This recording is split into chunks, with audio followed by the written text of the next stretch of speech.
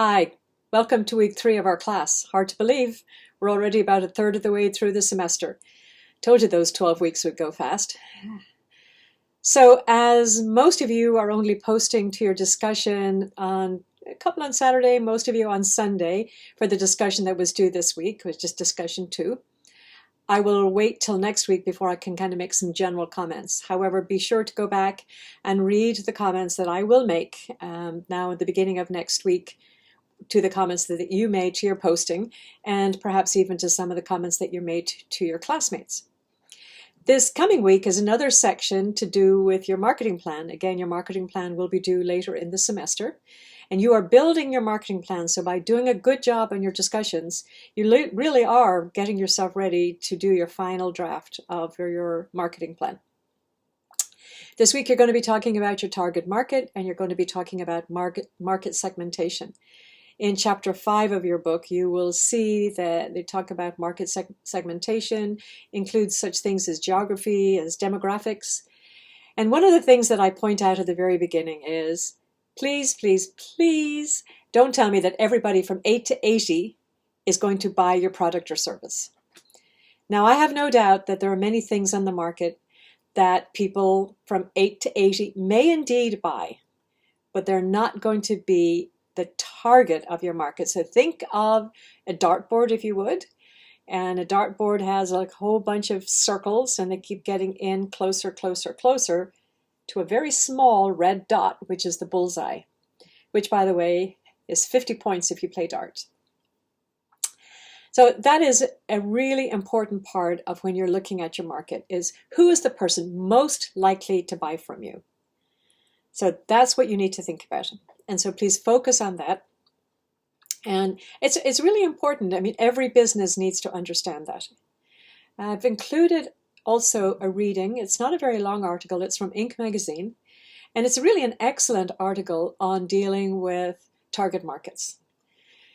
And I've also included, I have to apologize, it's somewhat of an older video, but it's one I saw a long time ago when I went searching for this week so that we could include it. It is by the incomparable Steve Jobs, who was the genius behind Apple.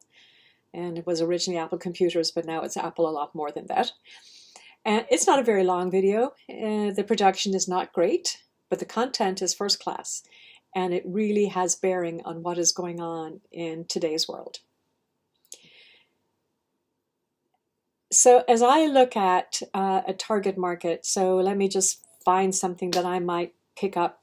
Well, I just picked up an iPhone.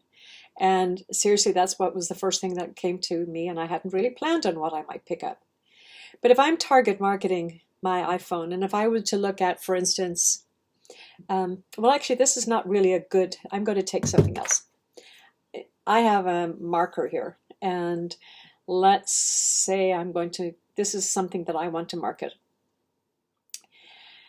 And yes, a lot of different people will go ahead and use that marker. But who's the person most likely to use it? It's someone maybe in art class. It is someone making signs. Typically, this is not something you're going to give to a child because it is indelible. It will not rub off with soap and water. And it probably maybe has some weird things in it. As I smell it, it's probably not something that you want your child to be smelling. Maybe we shouldn't even be smelling it. So you've immediately taken away a bunch of that market.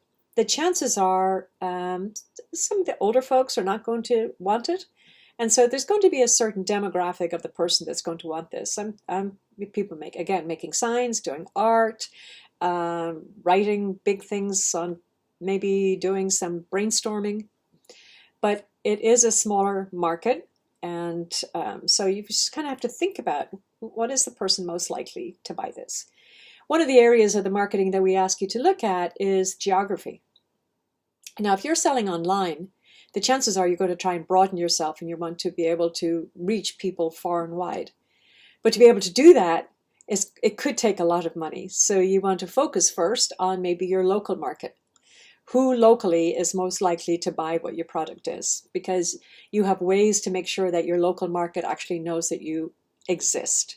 Some of that is going to be traditional marketing. Some of that may be some flyers. It might be some, I'm thinking typically for very small businesses, there's not a lot going on TV. Maybe a little bit on radio every now and again, but those things are expensive, and we'll be talking a little bit more about that later in the semester.